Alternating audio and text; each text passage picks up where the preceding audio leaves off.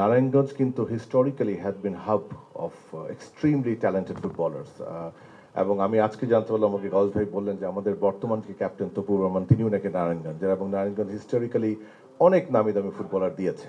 তো আজকে আমাদের এই আন্ডারস্ট্যান্ডিংয়ে চেম্বারের পক্ষ থেকে ওনারা কয়েকটা জায়গা আইডেন্টিফাই করবে নারায়ণগঞ্জে, যেখানে মাঠটাকে ওনারা খেলার অবস্থানে নিয়ে আসবে এবং ডেডিকেট করবে লোকাল ছেলেপেলেদের জন্য, ছেলে মেয়েদের জন্য, যেন তারা এখানে খেলতে পারে, তারা সেখানে নিয়মিত প্র্যাকটিস করতে পারে। এবং ফেডারেশনের পক্ষ থেকে আমরা তাদেরকে টোটাল টেকনিক্যাল সাপোর্টটা দিব, অর্থাৎ কোচিং স্টাফ যখন খেলাধুলা চলবে, রেফারিজ এবং স্কাউটিং প্রোগ্রাম করবো আমরা নারায়ণগঞ্জে, specially through Narayanganj chamber of commerce.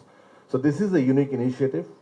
আমরা এই ধরনের কাজগুলো করতে চাই, কারণ আপনারা জানেন বিগত কিছুদিন একটা বড় একটা গ্যাপ হয়ে গেছিল, যে নারায়ণগঞ্জ থেকে খেলার মানটা কিছুটা নিম্নমানে চলে গেছে। এটা নিম্নমানে যাওয়ার কারণ হলো আমাদের বিভিন্ন লিগগুলো আপনি নেই, বিভিন্ন খেলার মাঠগুলো বিভিন্ন ওয়েতে দখল হয়ে যাচ্ছিল। আমরা চেষ্টা করছি ওই খেলার মাঠগুলিকে বাচ্চারা যাতে খেলতে পারে, ছেলেমেয়েরা যাতে ঠিক করে খেলতে পারে, এই ধরনের খেলার মাঠগুলিকে উন্নয়নের মাধ্যমে নিয়ে আসবো। আসলে ট্রেড বডির সাথে সাধারণত বাফুফের এই ধরনের কাজগুলি খুব কমই হয়েছে আমার জানা মতে।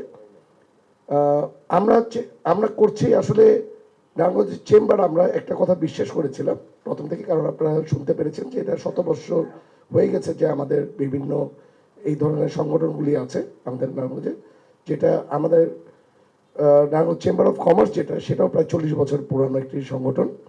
আমরা চেষ্টা করছি যে নারায়ণগঞ্জ চেম্বার বিভিন্ন উন্নয়নমূলক কাজগুলি করার জন্য।